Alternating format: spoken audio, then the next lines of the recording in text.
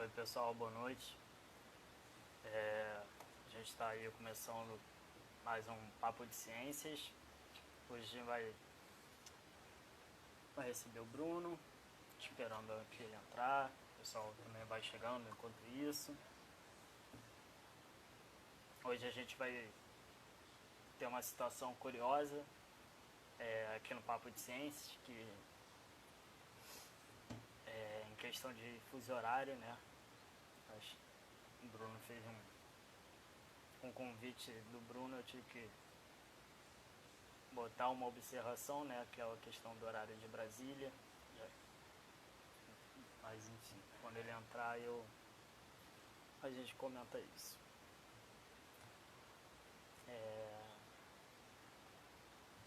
Bom, acho que eu consigo enviar aqui pro Bruno.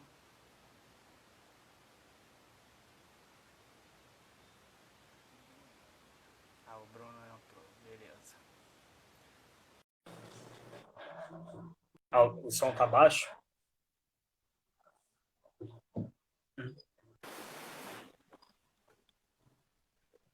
Oi, boa noite. Oi, tudo bem? Tudo bem? Bruno, você consegue me ouvir bem? O pessoal tá conseguindo me ouvir bem? Como é que Agora eu tá? estou. Agora tá dando para ouvir sim. Mas tá baixo? Melhorou? Melhorou. Beleza. Antes de você entrar, o pessoal tava comentando de que tava baixo. Então, Eu também beleza. tava Oi, sentando, não tava ouvindo muito bem. Agora tá. eu tô. Tô falando assim, tá tranquilo então, né? Boa noite, pessoal. Tamo junto Beleza. aí. Já tô vendo aqui que o pessoal do meu laboratório tá tudo aqui para me socorrer. Boa noite, pessoal. Antes de você entrar, eu tava comentando que nesse papo de ciência eu tô tendo algo inédito, que é a questão de fuso horário. Que os nossos fuso horários, para quem não sabe, eu tô no Rio de Janeiro e tem umas pessoas, né, do Mato Grosso do Sul, do Mato Grosso, tem fuso horário diferente, certo? Sim. E eu estou aqui no estado de São Paulo, é o mesmo fuso horário seu, mas todo o pessoal da UFMS, o pessoal do laboratório, que está lá em Campo Grande ou em Corumbá, tem o fuso horário de lá, que é 1 hora a menos do que o nosso. Legal. Bom, acho que para quem vou começando aí o papo de ciências, vou me apresentar e depois eu passo a palavra para você complementar a sua apresentação, beleza? Tá bem, perfeito. Para quem não sabe, eu sou o Daniel, eu sou administrador da página, assim como o Bruno, eu sou biólogo. Eu tenho a minha formação totalmente aqui no Rio de Janeiro, pela UFRJ.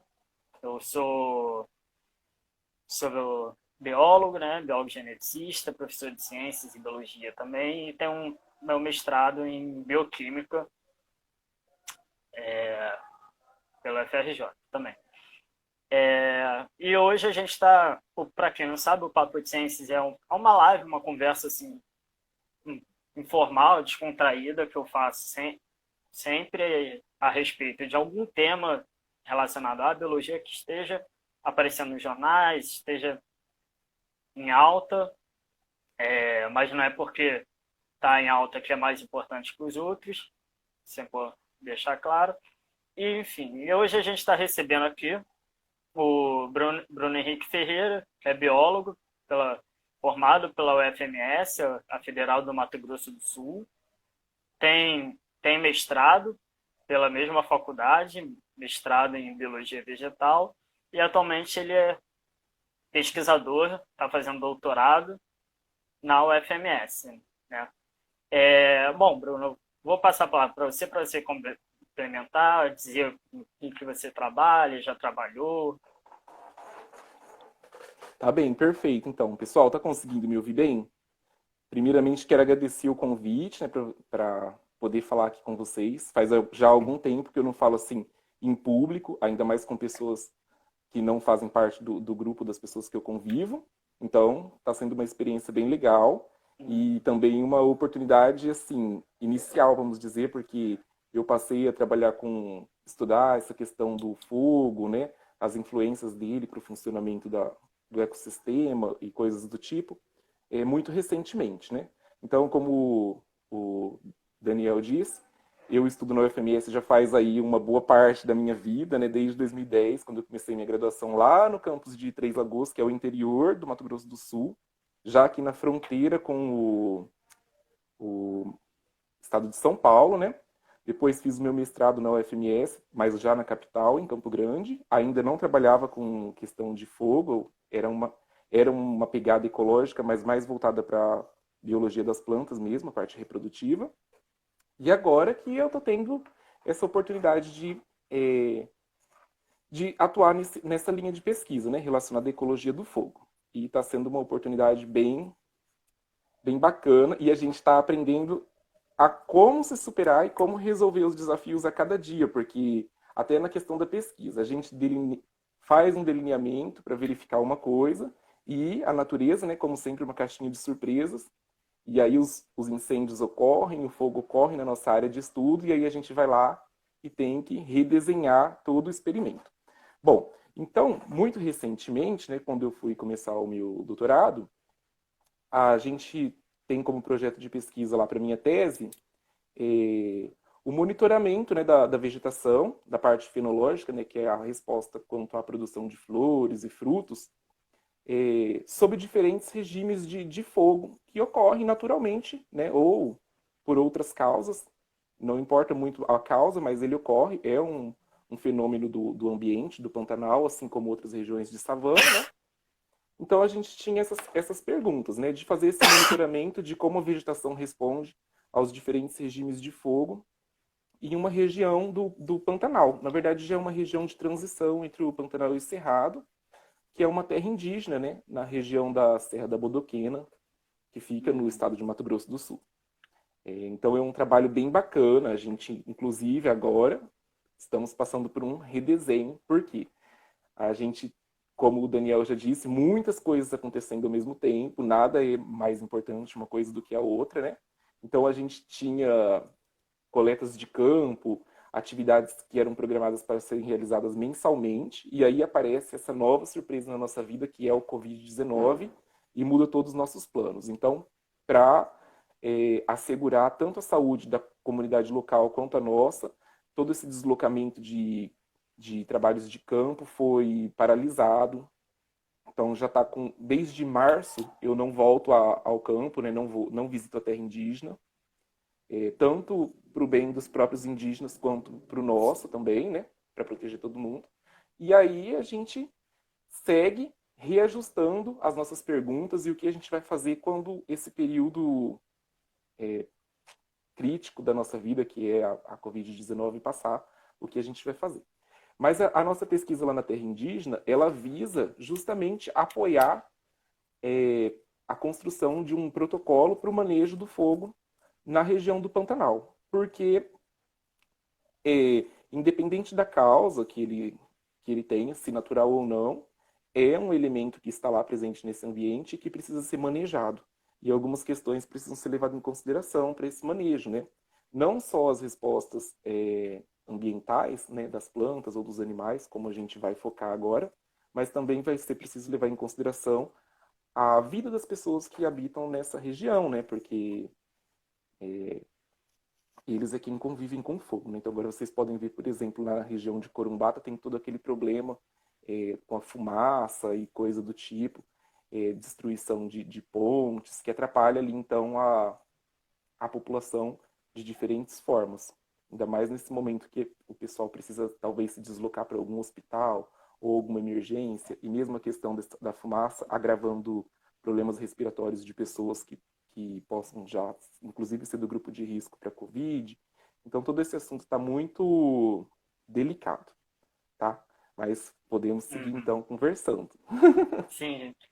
Tá certo. Eu vou aproveitar, assim, para quem nunca viu o Papo de Ciência, assim, vocês podem ir perguntando aqui na caixa de comentários, que eu vou anotando. Aí, de repente, a gente vai respondendo as perguntas ao longo, se tiver a ver com o que você está falando na hora. Então, se não, deixa as perguntas para o final.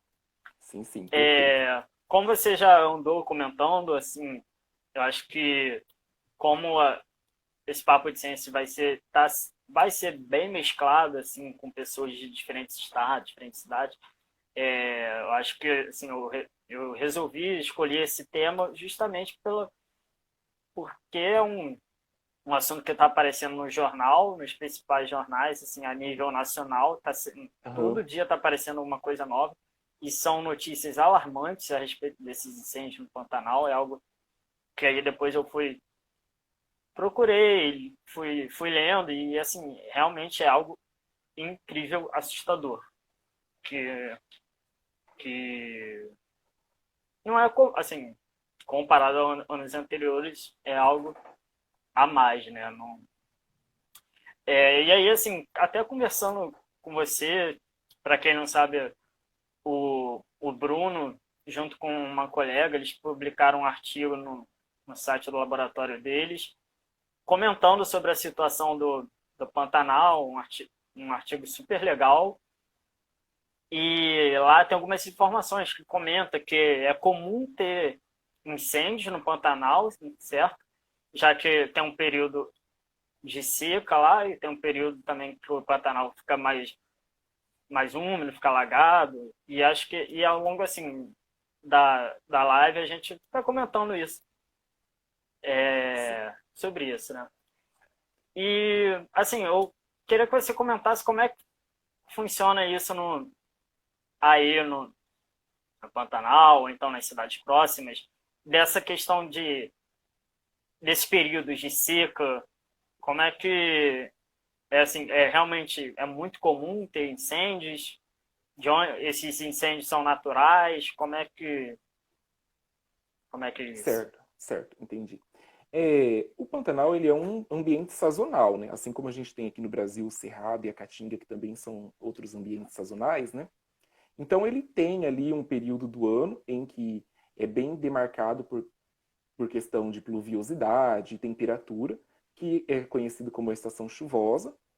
Nessa estação, né, em que a precipitação ela é bem maior do que no resto do ano, as águas da chuva elas abastecem rios, né, dezenas de rios que nascem em locais mais altos, e esses rios eles vão em direção a uma planície, a um ponto mais baixo, né, na altitude, e eles chegam até o Rio Paraguai, que é o principal rio do Pantanal. E durante esse período de chuva, né, principalmente durante esse período de chuva, ocorre o que é a cheia. Então, alguns pontos, né, grandes extensões, na verdade, da região do Pantanal ficam alagados. E aí isso ocorre ali em determinada época do ano. Mas quando a chuva vai diminuindo, então esse nível dos rios ele vai diminuindo também e o Pantanal volta a secar. Então, em uma época do ano, tem-se inclusive, né, regiões do Pantanal que ficam totalmente secas, né? Então, ele enfrenta aí um período de escassez hídrica em alguns lugares também. Então, tem uma época em que ele está cheio, né, na época das chuvas, e em outra época do ano ele enfrenta uma seca, que em alguns lugares ela é inclusive severa. E isso é um regime natural do Pantanal. Todo ano ocorre, né? Tem um período de cheia e um período de seca. O que vem ocorrendo nos últimos tempos é uma diminuição nesse período de chuvas, sabe? Em que o Pantanal está cheio, e um agravamento, né? Assim, uma, uma, um aumento nessa seca, tá? Tanto em duração, vamos dizer assim, essa seca ficando maior em duração, quanto em déficit hídrico, e questões do tipo.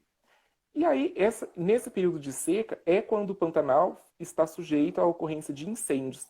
Tá? Então, ele pode ser aí de origem natural, como ocorre a queda de raios, né? Isso durante a transição entre a estação chuvosa e a seca, e vice-versa, ou por algum outro motivo, né? Nem sempre é criminal, como o pessoal tem apontado, né? Porque, como no Pantanal, vários povos tradicionais, ribeirinhos e outros do tipo habitam ali, eles utilizam o fogo para algum tipo de manejo. E então, muitas das vezes, esse pequeno fogo que eles utilizam como manejo pode fugir do controle e levar aí a alguns incêndios. Então, quando você tem tudo ocorrendo no regime natural que moldou ali aquele ambiente ao longo do tempo, né?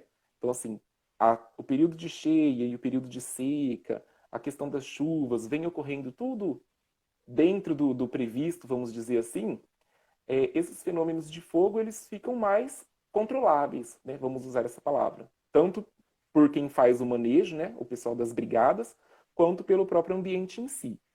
Mas o que vem acontecendo no último tempo é essa seca mais severa, né? Que provavelmente é fruto das mudanças climáticas globais aí. E aí, muitas das vezes, esses pequenos focos de incêndio escapam ao controle, seja de quem está usando o fogo, ou seja do pessoal que trabalha no sentido de combater esses incêndios. E aí podem levar a esses acidentes ambientais, aí, essas catástrofes que vêm passando dia a dia nos jornais, com tanta matéria que a gente nem está conseguindo acompanhar cada catástrofe que vem acontecendo no Pantanal. Então é assim, é, esses, esses eventos de fogo no Pantanal, de origem natural ou não, né, a gente considerando ali a presença do homem também faz parte da natureza, a gente considerando ali então as formas tradicionais de uso do fogo como uma presença natural do fogo no ambiente, ele vem então perdendo o controle por conta dessas alterações que vem ocorrendo a nível global também, não só a nível regional. E aí, essas alterações, tanto no regime de cheia, né, de precipitação, quanto no período de seca que levam a esses eventos de fogo, eles têm aí sofrido influência, por exemplo, das mudanças no uso do solo. Então, o Pantanal, por exemplo, vem perdendo vegetação aí cada vez mais para pecuária, para agricultura extensiva, né, que é o plantio de soja. E tudo isso, então, pode estar pesando para esses eventos de incêndio cada vez mais severo.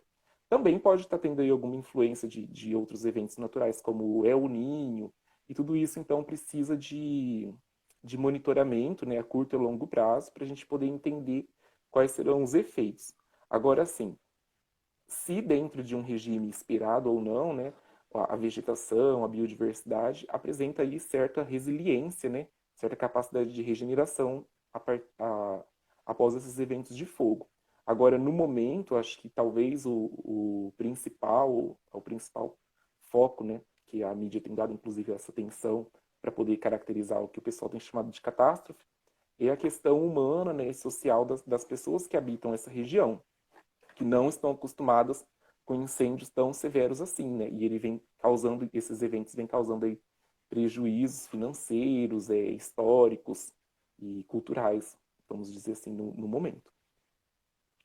Sim, eu estava aproveitando esse gancho, eu estava vendo umas reportagens no final de semana e eles estavam comentando exatamente sobre isso, assim, alguns impactos econômicos que esses incêndios já estão dando. Ou então está gerando preocupação que são em agricultores,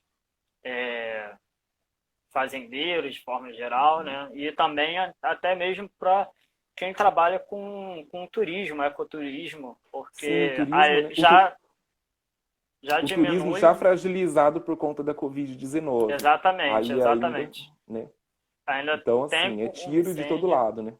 E, Exatamente. e a questão social e financeira tem influência nesse período, não só no sentido dos efeitos negativos que vão ser sentidos num futuro recente, como também no cenário atual. Porque, por exemplo, se você pensar que para conter esses incêndios você precisa de pessoas ali atuando na questão ambiental, né? Então, por exemplo, nas terras indígenas, lá onde a gente faz o nosso trabalho, né, na terra indígena Caduel, eles têm brigadistas, né, que são a própria população, né, os habitantes ali da terra indígena, que são contratados e trabalham como brigadistas através do IBAMA Preve Fogo e, né, outros setores ambientais que atuam nesse sentido.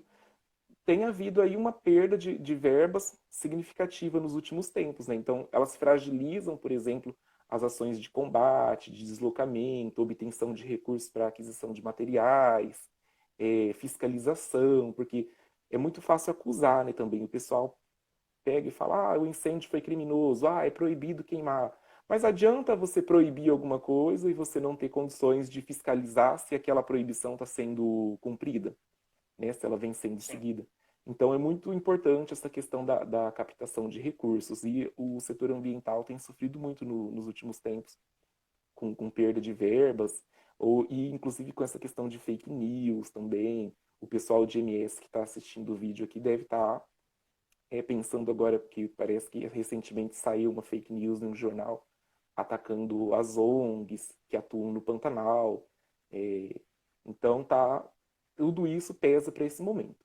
Porque se precisa de ações para manter o regime natural de histórico do fogo e da inundação nessas regiões, você precisa de órgãos ambientais fortes, com pessoas capacitadas, com pessoal suficiente para atuar, com recursos, com materiais para poder fazer todo o trabalho, né? Precisa de gente no campo. Então, assim, o pessoal já não tem conseguido se deslocar muito ao campo, porque a gente tá se cuidando nesse momento de pandemia, que é um período difícil e a gente tem que ficar em casa mesmo. E sem dinheiro para fazer isso fica mais difícil ainda, né? Fica bem pior. Sim. É, algo curioso que você está falando é sobre, assim, seu ponto de vista a respeito do Pantanal, mas aqui no Rio de Janeiro, que a gente tem um pouco mais de Mata Atlântica e tal, a situação é a mesma.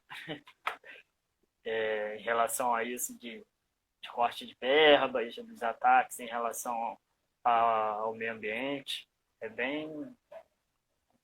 Exato. acontece a mesma coisa. E aí você vê, né? Para o pessoal poder, né, perceber a questão da importância desses investimentos, desses recursos, porque hora que o, a tragédia ocorre, né?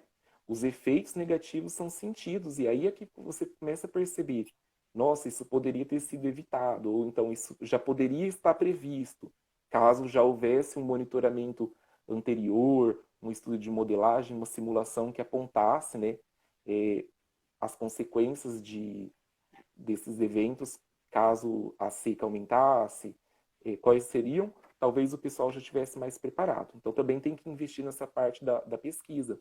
Porque, por exemplo, igual eu comentei aqui, o Pantanal tem certa resiliência para o fogo? Tem. Mas essa resiliência são para o fogo, né, combinado com a inundação e outros fatores que ocorrem ali naquela região, dentro dos moldes que levaram à construção daquele ecossistema funcional da forma como ele é hoje. Então, quando você tem uma alteração de tudo isso, essa resiliência, essa capacidade de regeneração também é fragilizada. E aí, uma das formas de você conhecer e de se estudar essa questão do regime histórico de fogo é através de estudos de mapeamento histórico, que hoje em dia já é possível, graças a, por exemplo, ao banco de dados do INPE, que é outro órgão ambiental importantíssimo e que também foi atacado nos últimos tempos, né? Então, por exemplo, o INPE tem um banco de dados lá com satélites que, que fornecem informações do número de focos de calor, por exemplo, e tem essa questão que permite um mapeamento histórico, então você pode caracterizar aquele ambiente, né, ao longo do passado, fazer relações com outras variáveis ambientais, como, por exemplo, a questão da precipitação, período de seca, período de chuva. E com isso você também pode, então, fazer as simulações para o futuro. Então, caso esses estudos existam, né, por isso aí a importância do nosso grupo, que tem pessoas já fazendo esse tipo de trabalho, ele vai poder permitir a gente simular condições futuras, em que, por exemplo, se essa seca se agravar mais ainda, né, se esse período de seca for mais severo nos próximos anos, o que vai acontecer? Né? O que vai acontecer com o fogo? Se houver uma É, previsão, então, de uma maior precipitação no ano seguinte, é, o que vai ocorrer ali no Pantanal, né, como em outros ambientes? O pessoal está interagindo aqui, fazendo perguntas sobre qual ação é mais sim, eficaz no combate a queimadas. Existe algum projeto específico? Bom, aqui no Brasil, o que a gente tem de experiência nesse momento é para o Cerrado, né? O Pantanal ele ainda está um pouco... ainda está numa fase inicial de estudos, né? Mas se você considerar que a vegetação do Pantanal é muito similar à do Cerrado, algumas coisas, grande parte das premissas é aproveitável. Para o Cerrado, o que se tem de ideal, até o passado, né, até pouco tempo atrás, era uma ideia de fogo zero, então o pessoal fazia supressão, o fogo era sempre visto como negativo, então, sei lá, começava a queimar, já apagava, ou então o fogo era evitado ao máximo, e aí, com o tempo foi vendo que isso causava algumas alterações na vegetação. É, e isso levava, então, por exemplo, substituição de determinadas espécies vegetais por outras.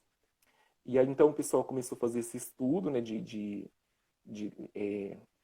levando em consideração a frequência histórica de fogo e o período de queima, e verificou que a melhor forma de manejo ali é essa queima em mosaico, né? Então, tipo assim, dentro de uma área maior, sub-áreas são queimadas em anos diferentes, em momentos distintos, levando em consideração a carga de combustível que aquela área tem ainda, que é a quantidade de matéria seca acumulada que tem ali naquele ambiente. E aí, então, o ideal é que se tenha essas pequenas aplicações de fogo, né, usando queima prescrita, de forma controlada, para ir eliminando essa matéria seca que está acumulada ali, evitando assim que ela se acumule e leve a eventos de fogo de maiores proporções. Então, assim, por exemplo, vai eliminando essa matéria seca aos poucos para que ela não se acumule ao longo do tempo. E aí você tem ali a manutenção desse evento de fogo dentro de uma frequência. Geralmente no cerrado, por exemplo, ela é a cada 2 anos, coisas do tipo. E essa queima em mosaico, então, ela gera, por exemplo, refúgios para a fauna. Então, por exemplo, uma coisa que o pessoal tem olhado muito para o Pantanal é que ocorre esses eventos de fogo em grandes proporções e os animais têm sentido muito os efeitos negativos, né? Porque eles acabam morrendo sem local para fugir. Quando ocorre a queima em mosaico, eles conseguem então fugir para pontos dentro daquela área que não estão sofrendo com o fogo. Geralmente são manchas com vegetação mais densa, né, espécies que são menos inflamáveis. Tá? E então tudo isso é levado em consideração pelo manejo integrado do fogo, que considera a resposta da biodiversidade local, os aspectos sociais e a questão histórica do fogo naquela região.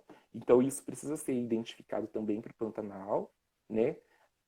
Trazer para junto da ciência o conhecimento tradicional dos povos indígenas, como a gente vem estudando lá na terra indígena Caduel, para poder construir essa melhor forma de manejar o fogo nessa região que, além do fogo, sofre influência da inundação. Essa é a diferença, inclusive, na questão do manejo do fogo entre o Pantanal e o Cerrado, né? Que lá o fogo vai estar interagindo com a inundação, que é outro fator. A gente estava falando bastante de fogo, você até comentou um pouco sobre ser bom ou ruim, comentou isso bem meio rápido, comentou também das adaptações, né, que os seres vivos enfrentam, conseguem fazer em relação a esse fogo. Mas aí eu quero te perguntar algo trazendo um pouco mais para ecologia, e também relacionado até o título da chamada, né? Esse Certo. fogo, ele tem o fogo com causas naturais, né? Tendo em base que seja algo natural, algo controlado. Ele apresenta alguma vantagem para o Pantanal? Sim, tanto para a biodiversidade natural do Pantanal, quanto ali para as atividades humanas instaladas. Então, por exemplo, o fogo no Pantanal ele é utilizado para renovação de pastagem. Você tem ali áreas do Pantanal que é dominada por gramíneas, né? Gramíneas nativas, inclusive, né? Tem vários campos nativos. E que essas gramíneas, quando elas ficam mais velhas, que elas vão crescendo, ela não fica tão palatável, né? Não é tão boa assim para o gado. Com o uso do fogo, essa gramínea rebrota com folhas jovens, né? Essas folhas jovens, elas são mais palatáveis, então é melhor para a atividade da pecuária também, inclusive. Então, aqui olhando para a questão humana, e de forma semelhante para a biodiversidade pantaneira. Então, assim, essa rebrota de folhas jovens, ela atrai ali uma grande variedade de mamíferos, de animais herbívoros que consomem esses brotos jovens. Além dessa rebrota, né, que só é possível porque o fogo elimina toda aquela biomassa morta que cobre a superfície do Pantanal. Quando ele elimina essa biomassa, também a temperatura do fogo pode quebrar a dormência de sementes do banco de semente. Então, assim, você tem ali uma germinação de novas espécies, de novos indivíduos, né? De regenerantes ali naquele local, que colonizam muito rapidamente. Então, você tem espécies de ciclo de vida curto que se reproduzem nesse momento. Ocorreu o fogo, essas pequenas ervas ou subarbustos ou mesmo espécies de algumas gramíneas, elas já germinam ou brotam, já florescem, frutificam, dispersam, tudo antes de serem novamente sufocadas pelas pastagens naturais. Então tem essa importância para o ciclo de vida e para o ciclo reprodutivo das plantas. E pode também o fogo ativar a maturação de algumas espécies que têm autocoria. Então, por exemplo, depois do evento de fogo, essas espécies com frutos deiscentes, os frutos já abrem, essas sementes já são lançadas, né, para o solo. Um outro dos benefícios, né? Algumas espécies de animais se camuflam em vegetação queimada, nas cinzas, é um momento oportuno também para a reprodução destas. E essa renovação da vegetação, é o momento da reprodução sexuada. Quando as gramíneas crescem e sufocam tudo novamente, ali já é outra coisa. Então o fogo tem toda essa importância para a renovação. A palavra certa seria essa, né? Para uma renovação de modo geral, para a vida no Pantanal. Mas para que isso ocorra, né, ele tem que ocorrer em uma frequência, em um período a qual aquelas espécies estão adaptadas, né? Aquelas espécies foram selecionadas para estar ali sobre uma determinada frequência de fogo, sobre um determinado regime, e aí as ações humanas vão e alteram esse regime, seja intensificando ou suprimindo, tudo aquilo ali é sentido. E aí os efeitos podem vir a ser negativos, né? Eu acredito que dentro de alguns anos a gente venha ter algumas respostas. O pessoal perguntou aí se são eventos de fogo de causa natural ou antrópica.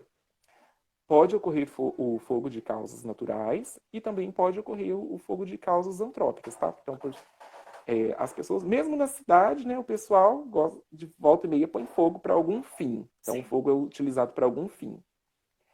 Utiliza o fogo para algum fim, a pessoa coloca fogo e aí ela tenta controlar, inclusive, aí ela pensa que apagou, né, porque as chamas sumiram, e aí nem sempre foi apagado, porque como no solo do Pantanal tem ali uma biomassa acumulada, o fogo pode permanecer ali superficialmente, sem que se sejam perceptíveis as chamas, né, que é o que eles chamam de fogo subterrâneo. E isso associado ao período de seca, a quantidade de oxigênio no ar e a ocorrência de ventos pode então se alastrar fora do controle das pessoas e é onde ocorrem os acidentes com fogo de origem antrópica. Aqui, sem denunciar ninguém por fogo criminal, que é uma coisa que deve acontecer também. Como você disse aí no Rio de Janeiro acontece, em qualquer outro lugar do mundo também deve acontecer, né? Mas ambientes sazonalmente secos, né?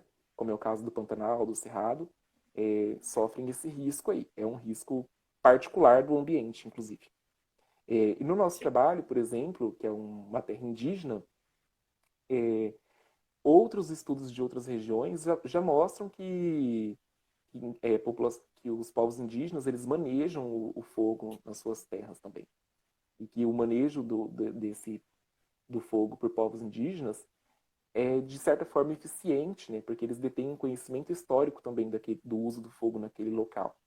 E geralmente ocorre nessa forma de mosaico que eu disse a você, né?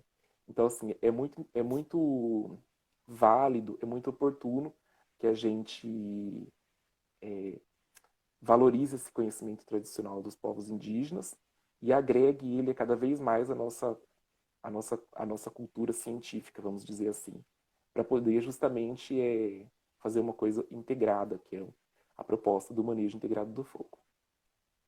Sim. Acho que isso que você comentou em relação ao fogo subterrâneo, acho que é uma coisa super interessante, né? E assim, eu vejo que as pessoas comentam, está sendo até um desafio para os incêndios que estão acontecendo hoje em dia, né? Uhum. Que as pessoas comentam muito sobre isso e mostram, né, nas reportagens que eles fazem ao vivo, que parece que não tem nada, mas está saindo fumaça da terra, do solo, né? E quanto a essa questão do fogo subterrâneo, né, de origem antrópica, um problema que ele tem nesses ambientes é o seguinte: uma das principais adaptações da vegetação para ambientes que sofrem fogo é justamente as estruturas subterrâneas, o sistema de órgãos subterrâneos, os xilopódios, os bulbos, o banco de sementes subterrâneo. Então, alguns estudos mostram que quando ocorre um fogo superficial, né, as chamas elas alteram drasticamente a temperatura do ar atmosférico, mas no subsolo a biota está protegida, né? Então, o que resta das plantas ali no subsolo, eles estão protegidos do fogo. Mas esse fogo que permanece ali na serrapilheira, junto ao solo, ele pode comprometer, então, esse banco de gemas para rebrota ou o banco de sementes. Também, como ele faz, pode provocar queima de raízes de árvores e coisas do tipo. Então, o fogo com uso descontrolado, ele deve ser evitado. Quando o pessoal coloca um fogo ali, seja para queimar um lixo ou para limpar um pasto, sem uma forma sem devida cautela, né, corre esse risco aí. Sim, o pessoal tá mandando aqui, tá comentando, acho que Tô vendo o pessoal aqui do Lab super me ajudando. Quero mencionar é, alguns nomes. O grupo o nosso laboratório lá em Campo Grande é o LEI, Laboratório de Ecologia da olha, Intervenção. A galera tá mandando os links aí de várias coisas legais para se vir. sim, Também o nosso projeto, que a gente está na Terra Indígena atuando, né? Ele tem parceria com o pessoal da comunicação social. Então, a Fernandinha, nossa amiga que atua na parte de comunicação, também está aqui presente. Eu também vi ela aqui participando. Tá bem bacana.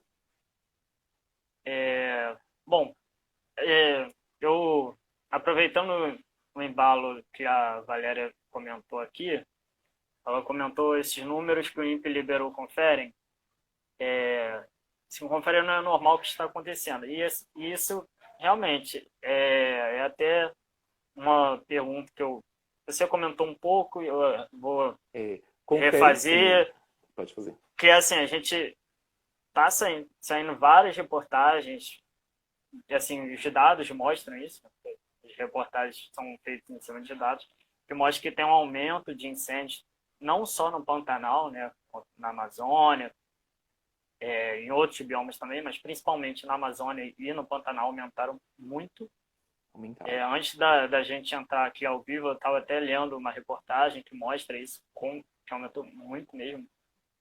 Vou botar o link depois aqui nos stories. E assim, qual seria. Existe já alguma. Eu sei que os estudos vão ser feitos ainda, mas existe alguma inclinação, assim, não, esse incêndio, esse aumento de incêndio pode estar relacionado com, óbvio, com a questão da seca, né, como você comentou, mas também, assim, a questão de mudanças climáticas, ou então de pessoas que colocam fogo ou se causas naturais, ou então é tudo junto, misturado. Basicamente tudo junto e misturado, mas só que então, começando lá pelo começo da pergunta, esses números do INPE são assustadores mesmo, são alarmantes, mas são confiáveis, tá? Os dados do INPE são completamente confiáveis.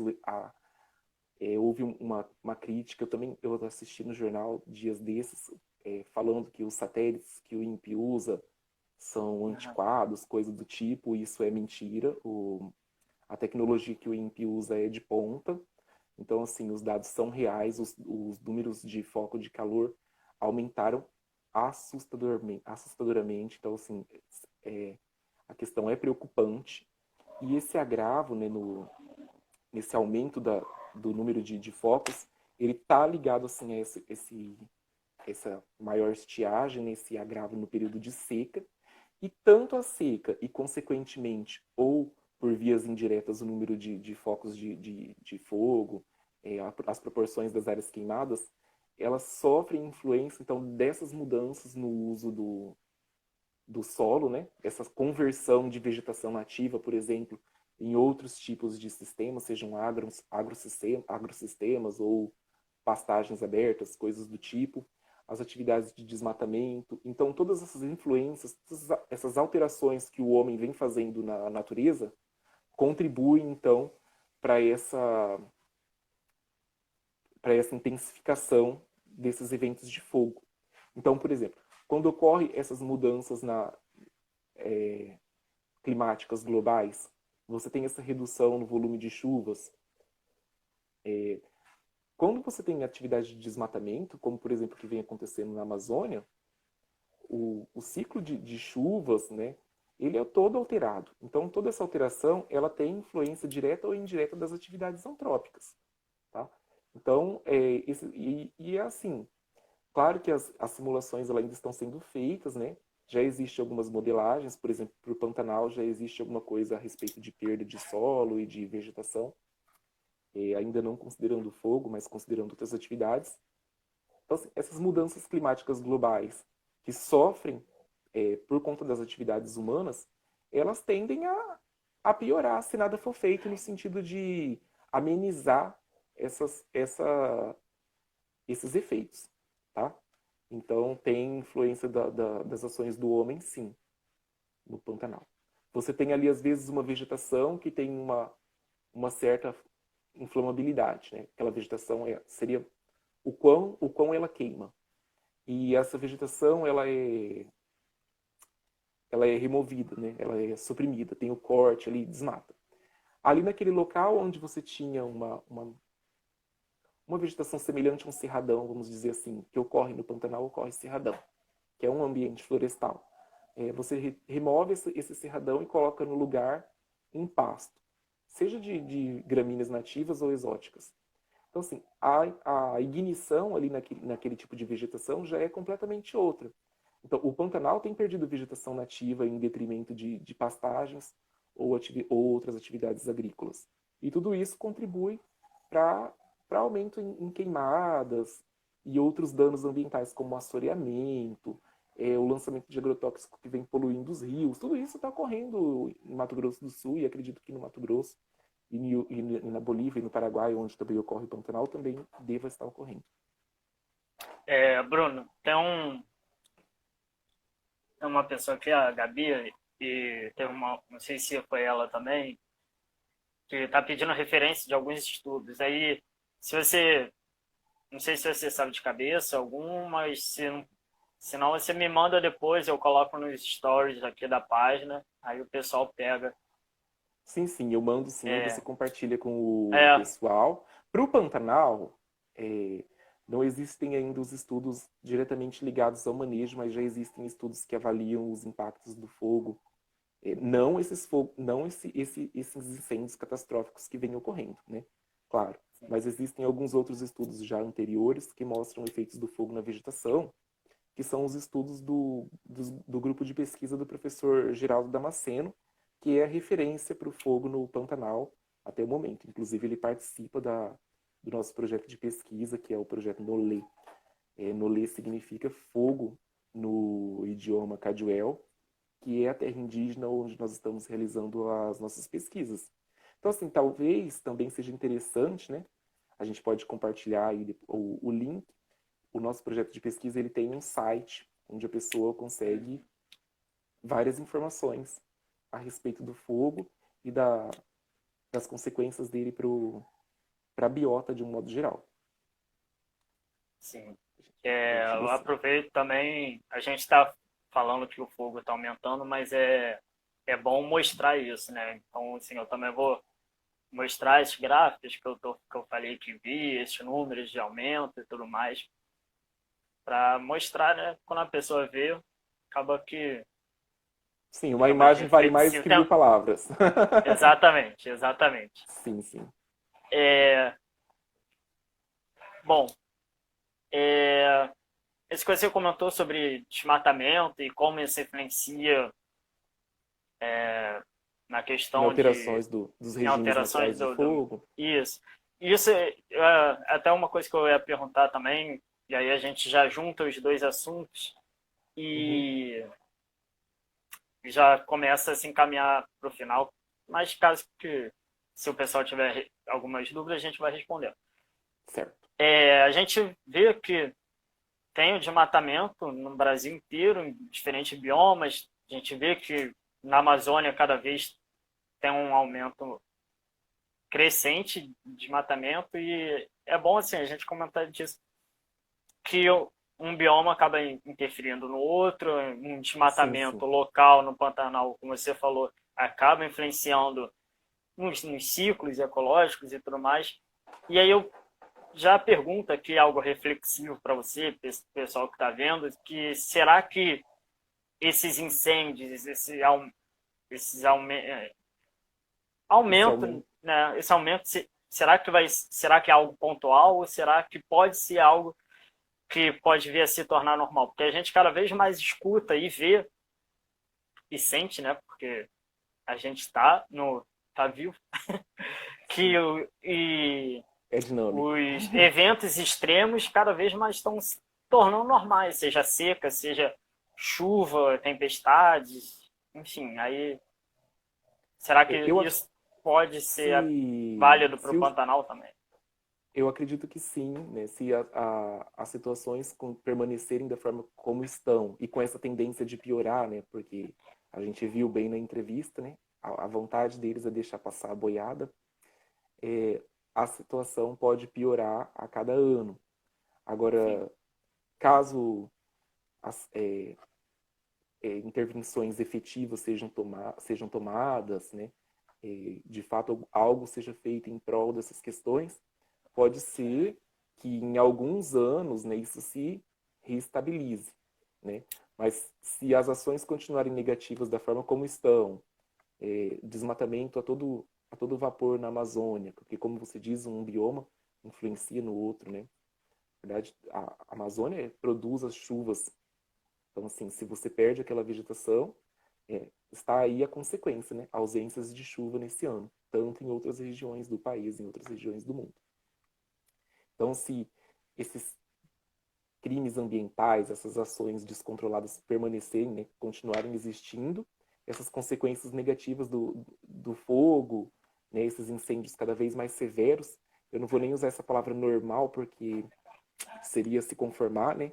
Elas é, podem permanecer, talvez não numa frequência de eu te dizer assim, a todo ano vai ter fogo nessas proporções, porque se os incêndios forem tão severos esse ano, possa ser que no ano que vem não tenha a matéria seca acumulada por já ter sido consumida totalmente este ano. Mas eles podem se tornar cada vez mais recorrentes, vamos dizer assim, né? Ao invés de você ter fogo em mosaico em pequenas proporções ocorrendo em um determinado período, a cada 2 anos ou a cada 3, você pode ter incêndios de grande proporções ocorrendo aí a cada novo período de queima, né? Então esses efeitos eles podem permanecer e podem continuar aí nos atormentando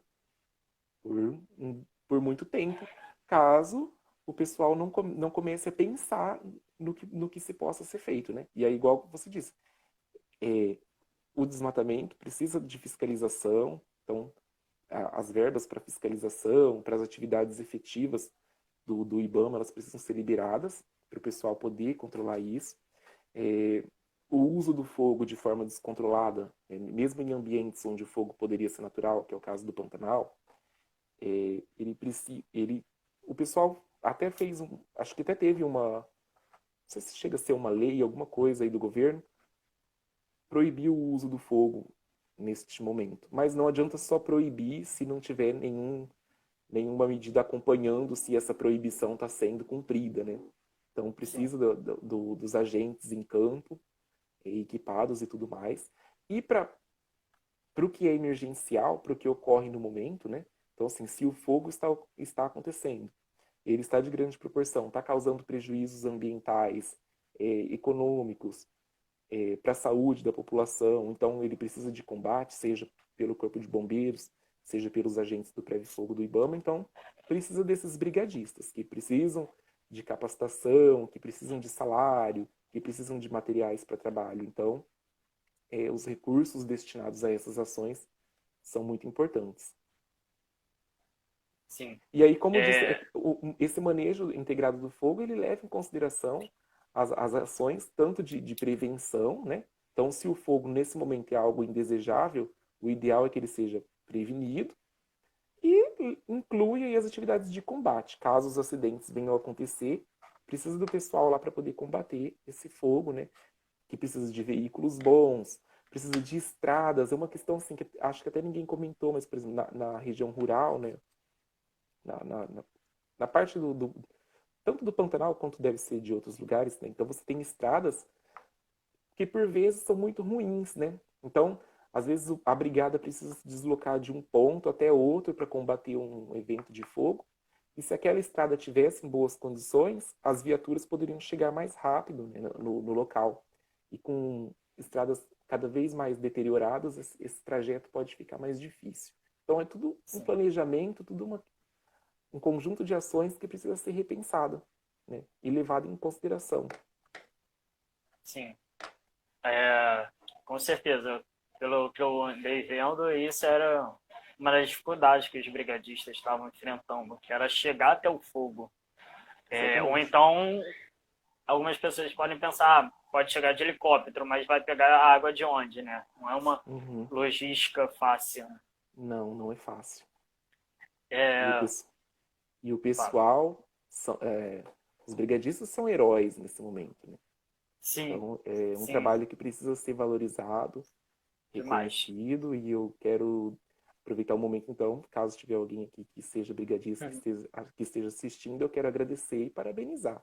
Sim, com certeza não é um trabalho fácil, um trabalho super de risco, né? Você Super. ficar O se pessoal expondo se expondo aos e perigos. ainda mais essa questão de fogo subterrâneo, porque às vezes você não está vendo o fogo e do nada começa a queimar. E E são ainda tem dois essa questão. extremos, como eu te disse, assim, em locais, né, por exemplo, alguns estudos do Cerrado mostram, né, a gente sempre vai se referenciar com o Cerrado, que é o que tem mais estudos.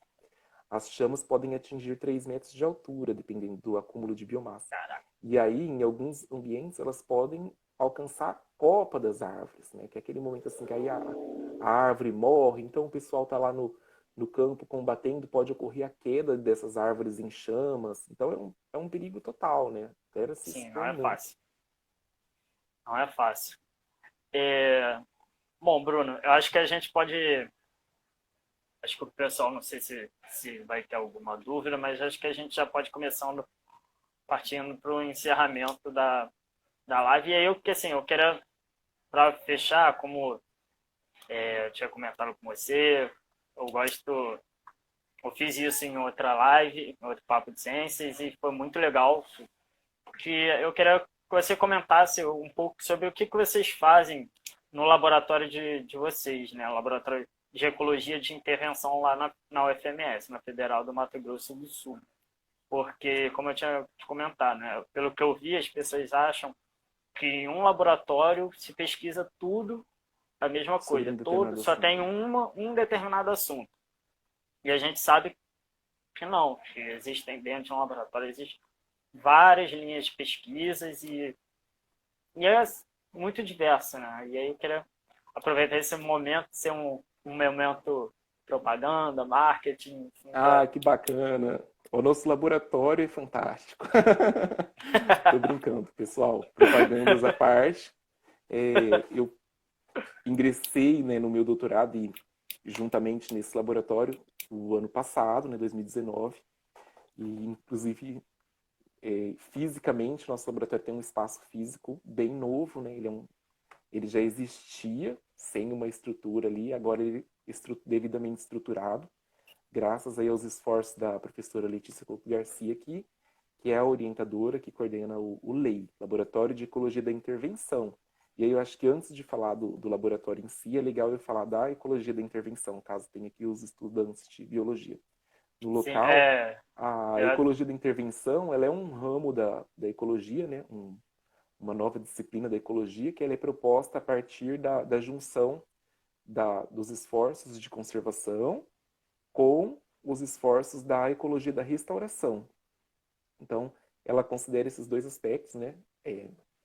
Uma mediação entre a conservação e a restauração para poder propor tomadas de decisões para os gestores ambientais, no que diz respeito a unidades de conservação, restauração de áreas degradadas e coisas do tipo. E uma série de atividades, tá? E então, o nosso laboratório, né, como eu já disse, orientado aqui pela professora Letícia Couto Garcia, ele tem projetos, estudantes que atuam em projetos nessa área voltada propriamente à restauração de funções ecossistêmicas, né? Então, a restauração ela é uma atividade que ela visa devolver a um ambiente que sofreu alguma perturbação a sua capacidade autogênica de funcionamento.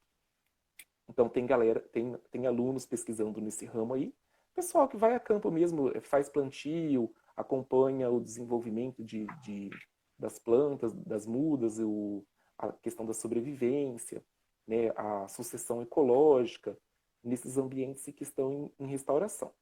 Ainda nesse sentido, tem o pessoal que pesquisa quanto ao monitoramento dessa sucessão, desses avanços dessas áreas em restauração. Então, para esse monitoramento, o pessoal usa aí indicadores físicos e biológicos, né? Acho que se tiver algum estudante que for de agronomia, talvez o pessoal até se familiarize. Que um dos indicadores que a galera gosta de usar para acompanhar o andamento da restauração é a fertilidade do solo, microclima, coisa do tipo. Mas a biodiversidade também. Então, a recolonização de espécies, né, o aumento em riqueza, diversidade funcional, filogenética, tudo isso pode ser levado em consideração. A minha pesquisa, por exemplo, né, essa questão do fogo, ela entra nessa parte do monitoramento, porque em ambientes como o Cerrado e o Pantanal, em que há um predomínio de savanas, né, o plantio de árvores não seria, talvez, a forma mais adequada de se restaurar esses ambientes que por vezes, tem uma vegetação que não é arbórea, né? Então, ele tem ali, até certo momento do nível de perturbação, ele tem uma capacidade de regeneração natural, que é a principal forma de restauração desses ambientes. Então, a gente faz, quando você pensa no fogo como um agente ali que causa alguma consequência no ambiente, a gente monitorando a regeneração, você também está incluso nessa linha de pesquisa do nosso laboratório, que é o monitoramento. E tem no nosso laboratório, inclusive, alunos que estudam o monitoramento da sucessão na restauração com indicadores animais, que é uma parte mais negligenciada ainda dentro da restauração, porque geralmente todo mundo só leva em consideração as plantas, né? Mas agora já é visto que não, que é interessante pensar também nos animais. Então, tem um trabalho bem bacana do meu amigo Felipe, que defendeu o mestrado agora, que ele estudou os invertebrados terrestres ao longo da restauração. Então, essa é uma segunda linha. E uma terceira linha é justamente essa projeção de cenários, que leva em consideração essas séries de dados históricos, né? Então, você compila esses bancos de dados históricos que caracterizam determinada área e com modelagens, né, e simulações computacionais, você consegue construir cenários futuros, caso esses fatores continuem caminhando nesse sentido, né? Como será daqui 30 anos? Como será daqui 50 anos? Então, são resultados bem bacanas. E também estudos nessa mesma parte aí que leva em consideração a questão espacial, geográfica. Tem alunos que estudam modelagem de distribuição de espécies. E tudo isso, de um modo geral, todas essas coisas, elas vão servir de base, né? A gente geralmente pretende entregar os resultados ou entrega para as autoridades, para os tomadores de decisão, para que eles possam levar em consideração esses nossos estudos para fazer esses planejamentos, né? Esses esforços nessa tomada de decisão de manejo de parques, de unidades de conservação, de terras indígenas. Então, é o momento de aliar a produção científica com as políticas públicas ambientais, que é que é inclusive um dos interesses da ecologia da intervenção. Tá? Então, por exemplo, muitas das vezes, mais eficiente do que você ir lá e replantar uma floresta é você rever uma política que possa evitar aquele fator de degradação, né? que talvez seja muito mais eficiente para a conservação daquele ambiente, porque conservar é a prioridade, né? Restaurar é uma medida que se faz necessária caso a coisa já necessite. Bruno, eu vou ter que te interromper, porque a gente tem 1 hora para fazer a live. Acho melhor a gente terminar aqui, aí volta para fechar de vez, beleza? Pode ser também. Que aí a gente pessoal não vai foge. acabar até. Então... pessoal, volta aí. Vou encerrar aqui, tá aí eu convido você de novo. Aí a gente... Primeiro eu quero Eu acho esse conceito de ecologia de intervenção. Quero te agradecer por Eu é, que ter agradeço. explicado, porque eu particularmente, sim, não sou da área ambiental, né, embora seja biólogo, mas eu nunca tinha ouvido falar nesse conceito de ecologia de intervenção. Muito interessante. Eu aproveito também para compartilhar que eu falo isso. Toda edição do Papo de Ciência eu falo isso, mas é a maior verdade que tem. Eu aprendo muita coisa no Papo de Ciência. Também estou aprendendo muito. Eu É... assisti o anterior sobre o Alzheimer. Achei Ah, fantástico. pô, muito bom. Eu acho que todos estão sendo ótimos, estão assim, de tá conseguindo levar muita coisa. O pessoal, quem assiste também tá dando esse retorno, agradece, super elogia. Então, assim, tá sendo bem legal. É... Não, é isso. Acho que eu quero te agradecer. Não sei se você tem alguma coisa, alguma informação para complementar, mas eu já vou te Aí eu que agradecendo pela agradeço. participação. Eu que agradeço Agradeço muito. também. Só mencionar um Pá. nome importante aqui que talvez eu esqueci de mencionar, que é o professor Danilo Ribeiro, que é o coordenador do nosso projeto no LE. Tá? Porque eu Hum. comentei da minha orientadora, mas não comentei do coordenador do projeto, que também é uma pessoa muito importante nesse momento. É bom, vai levar um puxão de orelha depois, É, se se eu não comento, esquecer. tem que dar os créditos para todo mundo. Vai chegar na reunião do laboratório.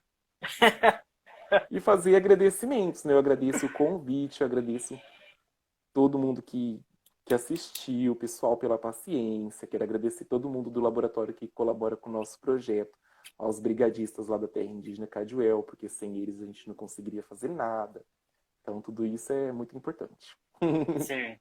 Aí eu te agradeço mais uma vez, agradeço a todo mundo que O viu, pessoal da acompanhou. FUNAI, olha só, esquecendo de falar do pessoal da Fundação Nacional do Funai. Índio, porque eu, olha, Sim. falei dessa questão do sucateamento de verbas para outros órgãos como o IBAMA, o INPE e as ONGs que vêm sofrendo, mas a FUNAI, gente, a FUNAI é muito importante, né? Quer falar um pouquinho Porque da Funai? Como é que a Funai dá um apoio para vocês? total apoio, né? Porque a gente, Como é para que é poder isso? acessar uma terra indígena, a gente precisa de contato com as lideranças locais, né? Existe uma série de, de, de burocracias que são necessárias para poder estudar nesse tipo de ambiente, né? Para você precisa de autorizações para poder entrar nas reservas, nas terras indígenas. E o pessoal da FUNAI em Campo Grande, né, em nome aqui da Keiciane, contribui muito, muito, muito com a gente nesse sentido, inclusive com algumas informações a respeito de como a gente deve se comportar lá dentro. É, é, então, enfim, e é um pessoal que, Legal. que o trabalho deles nem sempre é tão reconhecido assim, né? E precisa ser. Isso é verdade. É super importante você comentar isso, porque assim, eu não sei como é que é a relação da população daí do interior de São Paulo, então a população sul-mato-grossense em relação a essa relação com os índios, porque eu vejo, pelo menos o que eu vejo aqui no Rio de Janeiro, é algo muito distante. Assim. Então é super interessante você falar isso, comentar. Então, e toda essa aproximação para a gente, né? É, para mim, pelo menos, eu acredito que para outras pessoas também, se fez muito possível graças à intervenção da FUNAI, né? Então, eu Verdade. agradeço muito. Bom, te agradeço de novo, agradeço a todo mundo que viu, ouvi que o Lei Laboratório de Ecologia e Intervenção está mandando alguns artigos aí, eu peço, Tá, se vocês... o pessoal do Lei, eu quero agradecer todo mundo mesmo da equipe do Laboratório de Ecologia de Intervenção, porque é um pessoal muito ativo. Eles são solícitos mesmo. Pessoal, pode procurar nossa página aqui do Instagram e mandar perguntas lá também, que com certeza alguém vai responder. Sim, Ou então eles vão encaminhar para mim para eu responder também. eu vou compartilhar. E eu peço que o Leio, ou então você, Bruno, que me mandem esses links que estão Uhum, soltando envio já. aqui. E é isso, acho que a gente pode encerrar por aqui. Eu quero te agradecer muito. Já faço a propaganda aqui. Semana que vem A gente se encontra aqui de novo no Papo de Ciências. A gente vai receber uma convidada, já está combinada com ela. A gente vai falar de um outro bioma. E é isso, estou super animado, te agradeço muito. Gratidão. E é isso, vamos que vamos. Abraços para todo Abraço, mundo, hein? pessoal. Boa noite a Boa todos. noite. Permaneçam em casa e usem máscara. É isso aí. Tchau, Bruno. Tchau, tchau.